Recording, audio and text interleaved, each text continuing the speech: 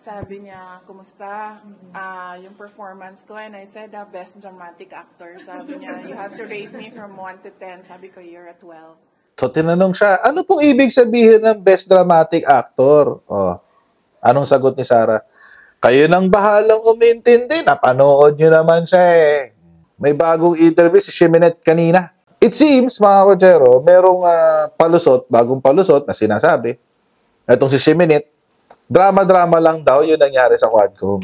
Yun daw kasi parte ng dramatic performance ni Rodrigo Roa Duterte. Yung sinasabi niya.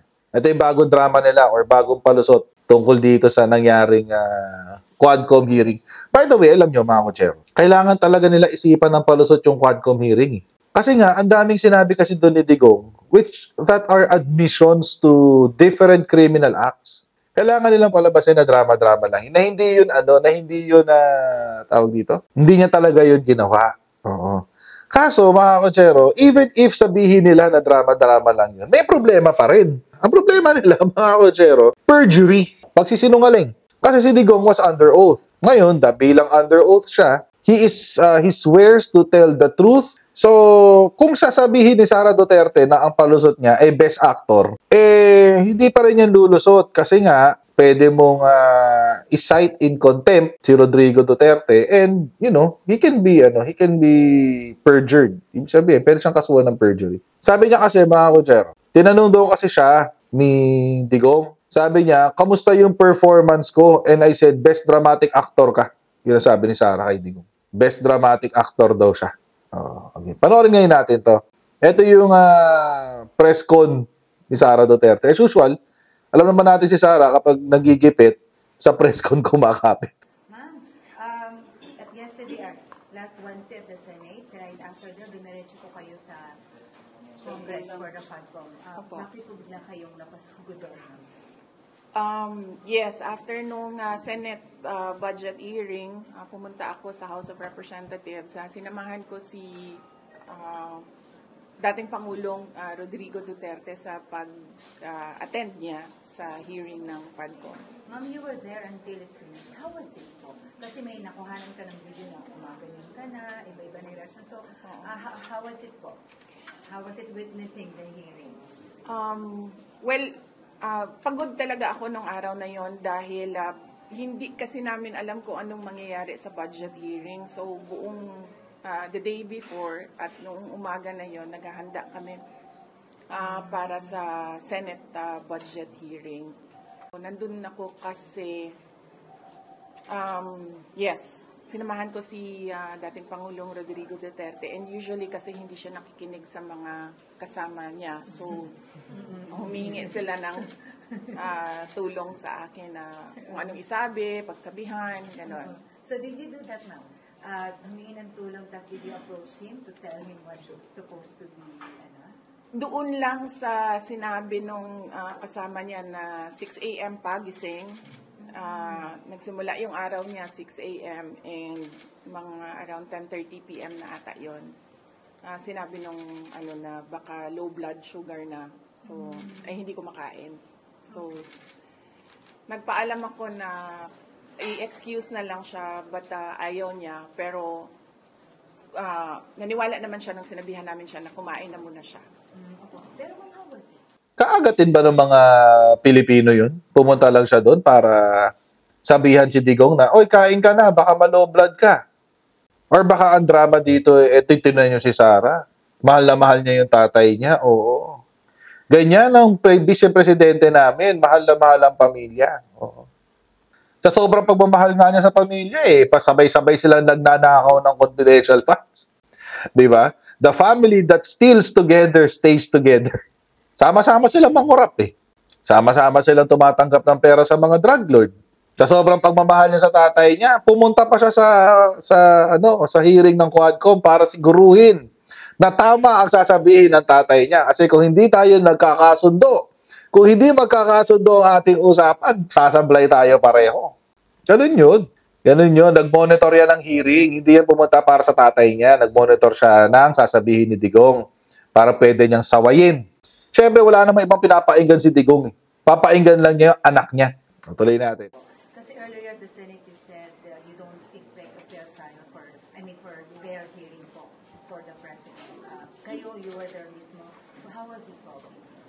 Well, as a lawyer, hindi mo na talaga maintindihan kung inquiry and investigation interchangeably. So hindi mo alam if it's an inquiry, you're a research person. If it's an investigation, you're a witness or an accused. So saksak sinagol na kung sa Bisaya pa ang nagapanghitabo.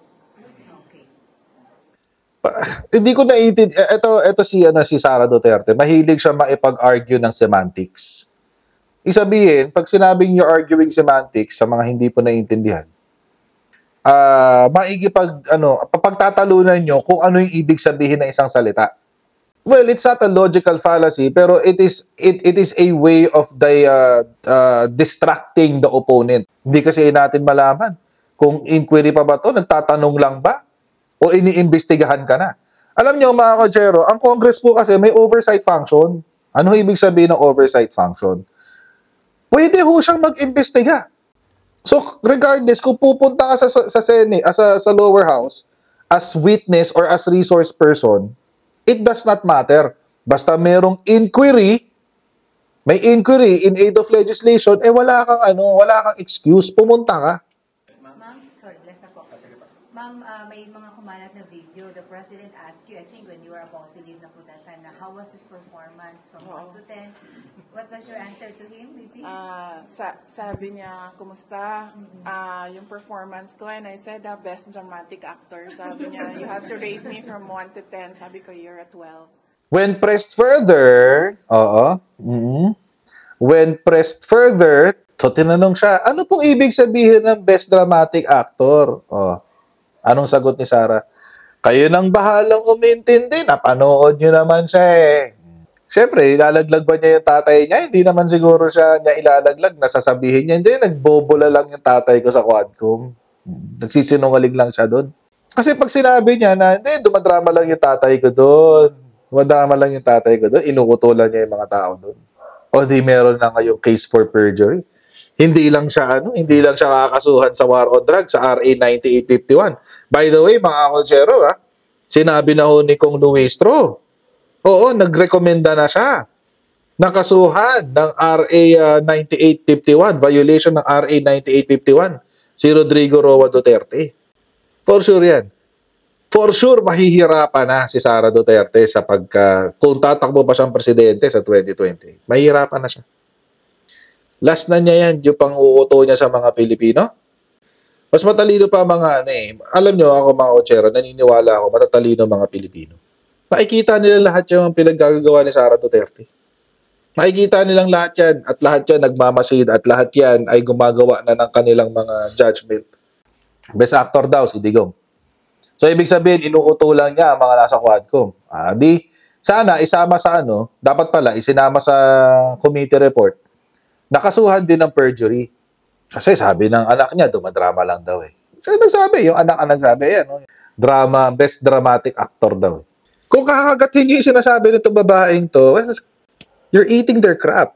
Maglabas siya ng papel to dispute yung papel. Kasi papel ang pinakita ni Trillanes eh. Papeles ang pinakita ni Trillanes, tapos isasagot mo laway. Ano yun? Sinungaling talaga tong babaeng to eh. Oo, parang lahat ng lumalabas sa bibig ng mga Duterte talaga kasi nungalingan eh. Sabi niya, pumunta raw siya doon, isang beses lang daw sila inimbita. Nung pumunta pa raw siya, hindi siya tinanong, so nag-aksaya lang daw siya ng oras niya. Napakasinungaling talaga ng mga Duterte. Ever, napakasinungaling talaga. Bakit hindi siya tinanong? Hindi kasi siya nag-o-oath, ayaw niya mag-oath. Ibig sabihin, ayaw niyang sumagot ng mga tanong. Ganyang kasinungaling, mga kotsero, ang mga Duterte. Pinagtalunan pa ang sabi, hindi, ano ba ako, witness o resource person? Because I was invited as a resource person, not as a witness. Di ba? Naalala niyo yun? Hindi ko alam kung paano nakakalusot yung mga kaso nito kung nag-court man siya. Hindi ko alam kung paano niya nilulusot kay judge yung mga palusot niyang ganyan. Nakapanalo kaya ng kaso to dati. Sana na malaman natin. Was there a time kung saan naglitigate si Sara Duterte at nanalo siya sa kaso? Kasi kung ganyan siya magpalusot, ay my goodness. I doubt.